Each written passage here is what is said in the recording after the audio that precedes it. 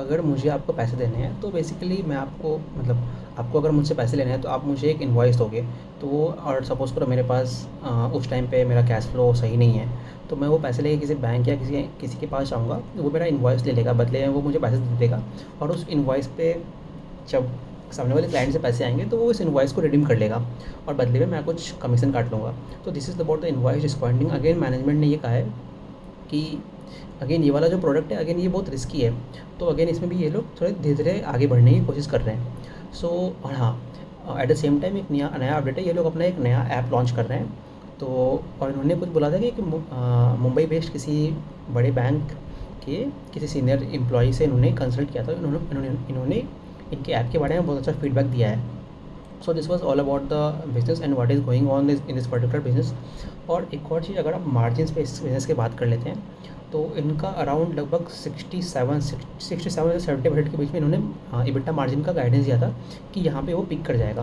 और अगर आप इस क्वार्टर में देखेंगे तो इस क्वार्टर में भी इनका EBITDA मार्जिन 73% हो गया है। तो मतलब इन्होंने उसको भी बीट ही किया है एक तरह से। एक और कंसर्न था कि जनरली अगर आप देखोगे तो क्वार्टर ऑन क्वार्टर इस कंपनी का जो ग्रोथ रेट रहता है, इस पर्टिकुलर क्वार्टर में इनका उस मतलब ग्रोथ तो हुआ ही ऑफ कोर्स काफ़ी अच्छा, बट अगेन उतना ज़्यादा ग्रोथ नहीं है as compare to other Q on Q. तो यहाँ पे अगेन वही वाला पॉइंट हो जाता है जो मैनेजमेंट ने कहा है कि टॉप लाइन ग्रो करना एक इशू नहीं है, the issue is of risk management. So जब ये चाहेंगे और इन्होंने कंडीशंस इनको अच्छी दिखेगी तो ये उस टाइम पे गियर अप कर लेंगे और तुरंत अपने टॉप लाइन को ग्रो कर सकते हैं। और सिंस इनका फिनटेक मॉडल है तो इनको ऑपरेटिंग लेवरेज, इनके कॉस्ट पे कंट्रोल बहुत अच्छा होता है, तो इन्होंने बहुत ही अच्छा खासा इनको ऑपरेटिंग लेवरेज मिलता है। तो इसीलिए अगर आप देखेंगे इस क्वार्टर में भी इनका कंसोलिडेटेड लेवल पे लगभग 86% के आसपास इनका top line bottom line grow किया है, 86.43। और अगर आप इन टर्म्स ऑफ पैट देखेंगे तो वो 3 करोड़ है। और अगर आप लास्ट ईयर का पैट देखेंगे तो लास्ट ईयर का इनका पैट था, लास्ट ईयर का पैट इनका 4 करोड़ के आसपास था। और सॉरी, लास्ट ईयर का पैट इनका 8.9 करोड़ था, उसके पहले 4 करोड़ था और उसके पहले 2 करोड़ था। तो अगर आप देखेंगे तो पिछले 2-3 सालों से ये लोग मोटा मोटी पैट को डबल ही कर रहा है। और FY24 के एंड में उन्होंने गाइडेंस दिया था कि बाय द इन 3 ईयर्स ये लोग अपने पैट को 8 to 10 टाइम्स करेंगे। तो अगर आप देखेंगे FY24 से 25 तो 4 से 4.1 करोड़ के आसपास था, 4 से 4 इंटू 2 8.9 करोड़, जो कि बल्कि ज़्यादा ही किया इन्होंने। तो अगर उसको अप्रॉक्सीमेट 9 करोड़ मानते हैं तो इस पर्टिकुलर ईयर में FY25 में इनको पैट करना है अराउंड 18 करोड़। और अगले साल में 30 to 35 करोड़ का पैट करेंगे, मतलब at the end of FY25 तो अपने गाइडेंस को अचीव करेंगे, that is making PAT 8 to 10 times. So अगर आप देखोगे तो जैसे देखते हैं इस क्वार्टर में उन्होंने 3 पॉइंट समथिंग पैट किया है, तो अगर आप सेम मानोगे तो 3 4 12 होता है, तो 18 करोड़ का पैट तो कर नहीं पाएगा। तो अगर यहाँ पे देखिए इस तरह से तो हमें लगेगा कि ये ख़राब है, बट अगेन मैनेजमेंट ने वही कहा है कि दे आर प्रेटी कॉन्फिडेंट कि वो अपने पैट के गाइडेंस को भी फुलफिल कर लेंगे। और एज़ धीरे-धीरे जैसे-जैसे स्केल बढ़ेगा, तो जैसे Q1 नंबर बढ़ता है तो अभी जो ये 3 करोड़ का पैट है वो आने वाले क्वार्टर्स में और भी बढ़ेगा। मतलब 3 हो गया, लेट अस से कि वो 3 का 4 हो जाएगा, तो 4 का 5 होगा, तो this is how they will keep on growing. तो ये हमारा पैट बात हो गया, मार्जिन से भी बात हो गया, कॉर्पोरेट एडिशन हमने कर लिया, new products launch, invoice discounting, और जो इनका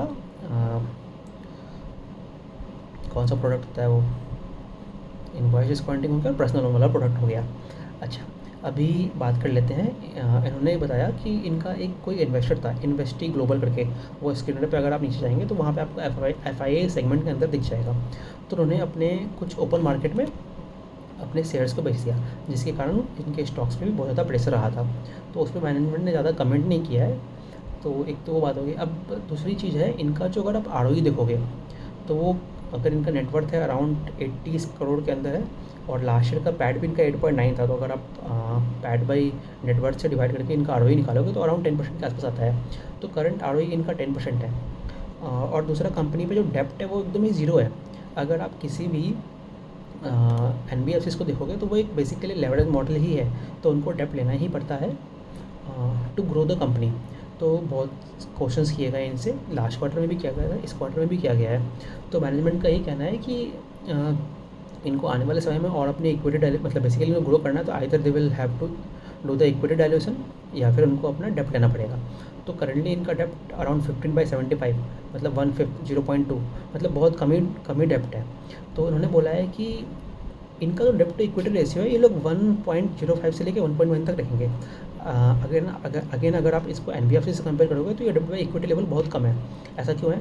क्योंकि इनका जो बिजनेस मॉडल है यहाँ पे इनको डेब्ट की रिक्वायरमेंट कम होती है। ऐसा क्यों होता है? क्योंकि again early wage access product है, तो वहाँ पे महीने की स्टार्टिंग में तो लोगों को सैलरी मिल जाती है। By the mid of the months उन लोगों को मनी क्रंच होता है, तो they will go for the early wage access programme, and by the end of the month again एक नया सैलरी का टाइम आता है, तो उस टाइम तक वापस से एम्प्लॉयर से सैलरी मिल जाती है। सो ये 15 दिन का पीरियड होता है, तो this is the only time जहाँ पे उनको मतलब बेसिकली पैसे वापस आते हैं और उसको वापस डिस्पर्स कर देते हैं, और वहाँ पे से ऑफकोर्स अपना फ़ी काट लेते हैं। सो दिस इज़ हाउ ये मॉडल वर्क करता है। इसीलिए इनको उतनी ज़्यादा डेप्ट की रिक्वायरमेंट नहीं होती है। सो मोस्ट लाइकली इस ईयर में भी ये लोग कुछ ना कुछ डेप्ट का वो करेंगे, मतलब डेप्ट रेस करेंगे। सो ये सारी बात थी इस कंपनी की। मोटा मोटी यही रिज़ल्ट है, काफ़ी अच्छा रिज़ल्ट है। तो इम्पॉर्टेंट चीज़ ये है कि इन्होंने अपने अगर मतलब देखेंगे ये जो बिज़नेस का डायरेक्शन है वो अच्छा ही जा रहा है, क्योंकि जो कॉर्पोरेट एडिशन है वो अच्छे से हो रहा है, और उस पर भी पॉजिटिव गाइडेंस, इन्होंने कुछ गाइडेंस को चेंज नहीं किया, ना ही पैड पे गाइडेंस चेंज किया है। और जो हाँ मंथली डिसबर्समेंट की भी बात जब FY25 एंड हुआ था तो वहाँ पे 2.5 करोड़ के आसपास मंथली डिसबर्समेंट था। अभी इनका अराउंड 4 करोड़ का डिसबर्समेंट है। साल के एंड होते होते ये लोग 15 करोड़ का डिसबर्समेंट टारगेट कर रहे हैं। तो ये भी गाइडेंस मतलब, तो द मेन थिंग इज़ कि इनका जो गाइडेंस वाला पार्ट है वो सारा ओके है, और रिजल्ट्स भी 50% के ऊपर ही ग्रो कर रहे हैं ये लोग, क्वार्टर ऑन क्वार्टर, मतलब quarter on quarter, of course year on year, और उस पर ऑपरेटिंग लेवरेज मिल रहा है। सो मोटा मोटी इस कंपनी के बारे में सब कुछ ही अच्छा है। The only thing is to keep on tracking. और एक और पॉजिटिव चीज़ ये है कि इन्होंने जो अब कॉर्पोरेट्स हायर करना स्टार्ट किए हैं वो भी मिड साइज़ कॉर्पोरेट हायर किए हैं। तो ये भी दिखा रहा है कि इनके प्रोडक्ट की एक्सेप्टेबिलिटी इन द मार्केट वो बढ़ रही है। सो ओवरऑल बहुत अच्छे रिजल्ट्स हैं। तो this was all about this company, we will keep on tracking. हालांकि छोटी कंपनी है। और हाँ, एक और चीज़, अभी इन्होंने जो the reason for their raising of preferential shares issue करके इन्होंने कुछ इक्विटी इशू किया था। तो बेसिकली वो टारगेट कर रहे थे कि FY27 तक इनको NSE में लिस्ट होना था। तो उसके लिए 75 करोड़ का नेटवर्क चाहिए, जो कि इनके पास है। और आई थिंक कुछ पैट की भी रिक्वायरमेंट होती है, वो लास्ट क्वार्टर में कुछ बताया था इन्होंने। सो अभी इनको इक्विटी डाइल्यूशन करने की ज़रूरत नहीं है। तो जैसे जैसे ये लोग डेप्ट रेस करेंगे तो इनका ROE इम्प्रूव होगा। तो ROE इम्प्रूव होगा, बिजनेस की प्रॉफिटेबिलिटी अच्छी है, डेप्ट रेस करने ही वाले हैं। So overall very good business. तो let us keep on tracking, देखते हैं कैसे जाता है। Thank you very much.